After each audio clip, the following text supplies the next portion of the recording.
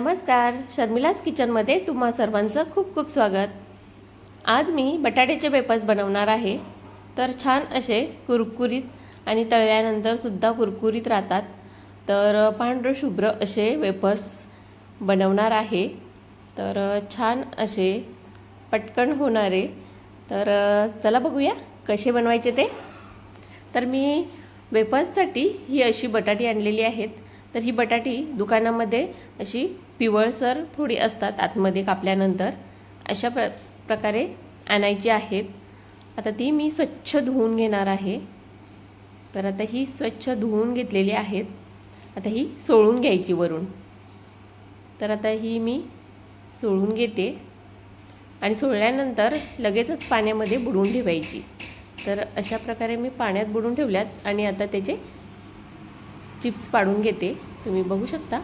तर मी अशा पद्धतीने चिप्स पाडलेले आहेत, सुरुवात केली। तर आता ती चिप्स आपण वेफर्स पाडतोय तेव्हा लगेचच आपल्याला पाण्यात बुडवून ठेवायचे आहेत, म्हणजे बटाटा काळा पडत नाही। तर मी पूर्ण असे हे चिप्स पाडून घेतलेले आहेत।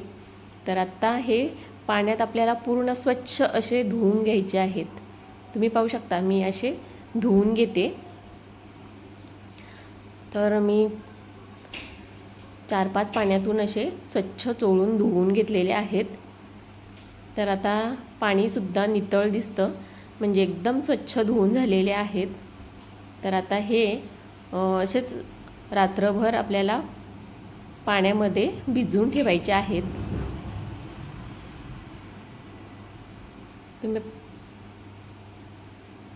तर मी हे पूर्ण असं स्वच्छ धुवून रात्रभर पाण्यामध्ये असंच बुडवून ठेवते।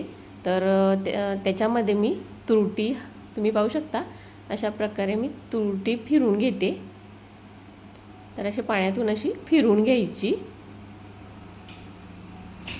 तर मी 2 टोपांमध्ये असं वेफर्स बुडवून ठेवलेत। तर आता ते मी दुसऱ्या दिवशी पाणी असं उकळून द्यायचं। तर मोठं भांडं घ्यायचं, म्हणजे त्यामध्ये वेफर्स व्यवस्थित शिजले जातील। तर अशा प्रकारे मी हे मोठ्या भांड्यामध्ये थोडं मीठ घालून घेतलं आहे आणि ते पाणी असं उकळून द्यायचं। खळखळा पूर्ण असं उकळून पाणी दिलं, मगच त्यामध्ये वेफर्स घालायचे आहेत। तर हे आपल्याला चिप्स घालताना पाणी भर आलं पाहिजे त्यामध्ये। तर हे मी आता बटाटे घालून घेतलेत त्याच्यामध्ये। तर आता हे पाणी कसं पूर्ण आता थोडं थंड होतं, म्हणून पूर्ण उकळून द्यायचं आहे।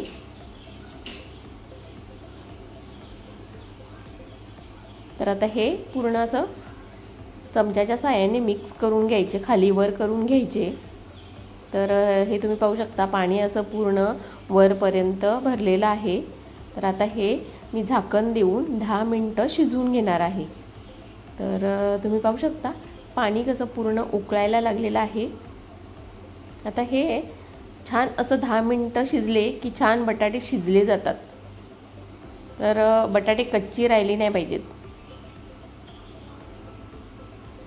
तर आता चेक करते मी।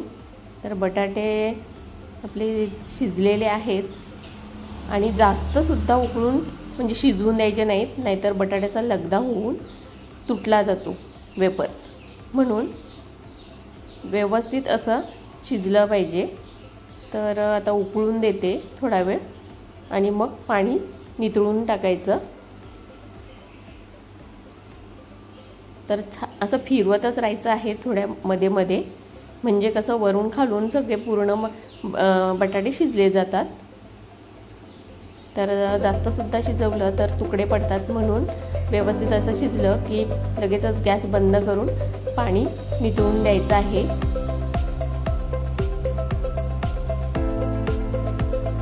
तर आता हे पूर्ण गॅसवर मी 10 मिनिटं शिजवलेलं आहे।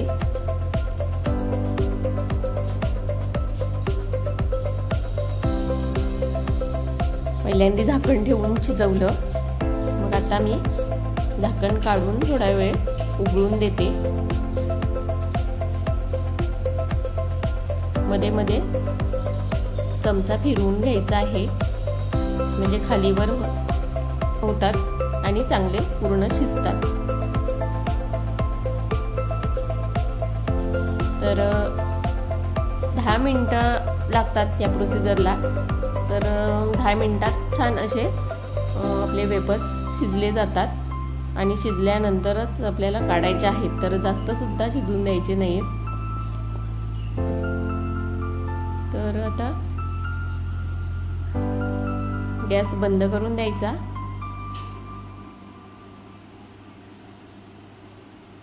चेक करते। तर आता बटाटे शिजलेले आहेत। आता मी काढून घेते। तर काढून नितळून दिले आणि आता हे मी थंड झालेले आहेत। तर आता प्लास्टिकवर मी उन्हामध्ये सारखे असे पसरवून घेते। तुम्ही पाहू शकता अशा पद्धतीने अशा आपल्याला पसरवून घ्यायचे आहेत।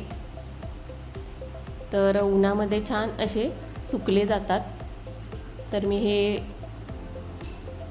अशा पद्धतीने मी हे पसरवलेले आहेत पूर्ण असे। तर आता मी हे उन्हामध्ये सुकून देते। तर आता मी हे दुपारी पूर्ण आपल्याला हे पलटून घ्यायचे आहेत। त्यानंतर संध्याकाळी तुम्ही पाहू शकता छान असे कडक वेफर्स सुकलेले आहेत। जास्त काही म्हणजे सुकवायची गरज नाही आहे। दुसऱ्या दिवशी पण एकाच दिवसामध्ये चांगले कडक सुकतात, फक्त उन्हात शिजवायचे। तर आता मी कढईमध्ये तेल घालून घेतले आणि तळून बघते। तर तुम्ही पाहू शकता छान असे म्हणजे तेलामध्ये तेल गरम करायचं आणि तेलामध्ये टाकल्याबरोबर लगेचच काढून घ्यायचे। तर अशा पद्धतीने हे मी तळून घेतलेत। तर छान असे आपले वेफर्स तयार झालेले आहेत।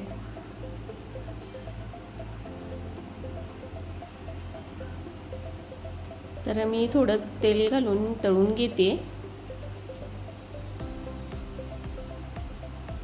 तर व्यवस्थित असे आपले हे वेफर्स मस्त तळले जातात, तुम्ही पाहू शकता। तर आपले वेफर्स तळून झालेले आहेत आणि कुरकुरीत असे वेफर्स तयार होतात। तर कशी वाटली तुम्हाला आजची ही रेसिपी? तुम्हाला आवडली असेल आणि तुम्ही अजून या चॅनलला सबस्क्राईब केलं नसेल तर या चॅनलला सबस्क्राईब करा, म्हणजे मी टाकलेले नवीन नवीन व्हिडिओचे नोटिफिकेशन तुमच्यापर्यंत सर्वात आधी पोहोचतील। तर पुन्हा भेटूया अशाच एका नवीन रेसिपी बरोबर। तोपर्यंत धन्यवाद।